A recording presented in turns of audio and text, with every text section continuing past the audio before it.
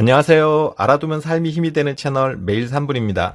혈당 관리 때문에 고민하신 분들이 많은데요. 당뇨에 좋은 식품도 알아보고 식단도 짜보고 영양제도 찾아보면서 신경 쓰지만 막상 제대로 실천하지 못하는 분들이 대부분이죠. 먹는 것이 사람의 기본 욕구인데 이것을 조절한다는 게 쉽지 않은 것이 사실이에요. 가장 쉽게 할 수 있는 식단 관리법 알려드릴게요. 조금만 집중해 주세요.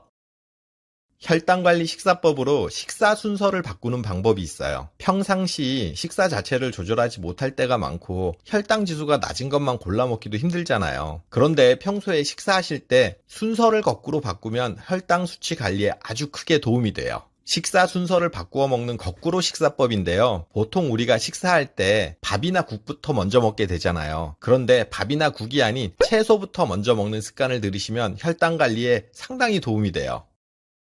왜 채소를 먼저 먹어야 하냐면요. 채소는 포만감이 높으면서 식이섬유가 풍부하기 때문이에요. 당뇨 환자들에게 있어 중요한 것은 이것저것 많이 먹는 것이 아니라 덜 먹는 것이 더 중요해요. 포만감이 높은 채소를 먼저 먹음으로써 식사량을 조절해주고 또 식이섬유가 많은 식품들은 혈당이 급격하게 올라가는 것을 막아주기 때문이에요. 그러니 식전에 먼저 채소로 포만감과 식이섬유를 채워주는 것이 중요해요. 식전에 먹으면 포만감을 주면서 식이섬유가 많은 채소들로는 당근, 브로콜리, 호박, 양배추, 시금치, 토마토, 오이, 양상추, 콜리플라워, 샐러리 등이 있어요. 이 채소들은 혈당 조절에 도움이 된다고 알려져 있어요. 이 중에서 본인의 입맛에 맞는 채소 두세 가지 정도를 선택하셔서 식전에 드셔주세요.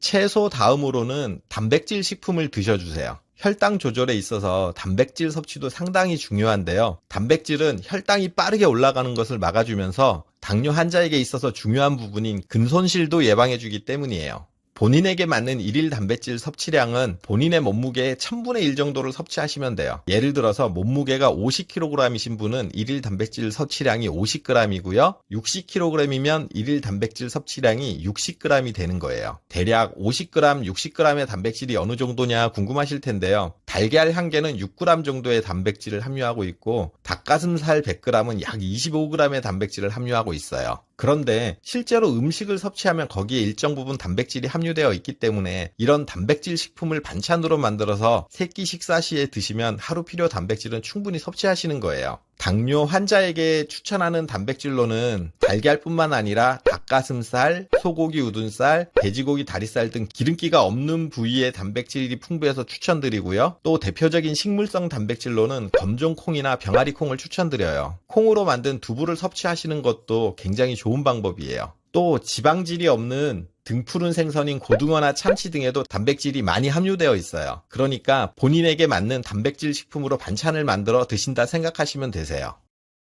단백질을 드시고 나서 마지막으로 밥, 그러니까 탄수화물을 마지막으로 드셔주시면 돼요. 당뇨 환자는 무엇을 먹는 것보다 얼마나 덜 먹는가가 더 중요한 부분이라고 했잖아요. 밥은 가급적 쌀밥보다는 잡곡밥이나 현미밥을 권장드리고요. 밥 공기의 3분의 1 정도로 소식을 해주시면 돼요. 이렇게 식사 순서를 거꾸로 바꾸면 불편해서 어떻게 먹나 하시는 분들 계실 텐데요. 한정식집이나 중식집 코스 요리 떠올려 보시면 사실은 저희가 이런 식으로 코스가 짜진다는 걸 알 수가 있어요. 채소 같은 전체 요리가 먼저 나오고 메인 요리가 나온 다음 밥은 거의 맨 나중에 나오잖아요. 그러니까 이런 방식으로 먹는 것이 혈당 관리에 굉장히 좋은 식사법인 거예요. 핵심은 먼저 채소, 두 번째 단백질, 마지막으로 탄수화물 순으로 먹는다는 거 기억하세요. 이렇게 꾸준히 거꾸로 식사법대로 드시면 혈당 조절 관련 영양제 별도로 안 드셔도 정상 혈당 유지하실 수 있어요. 이렇게 드시면 혈당 조절뿐만 아니라 다이어트에도 도움이 돼서 적정 체중을 유지하는 데도 효과적이에요.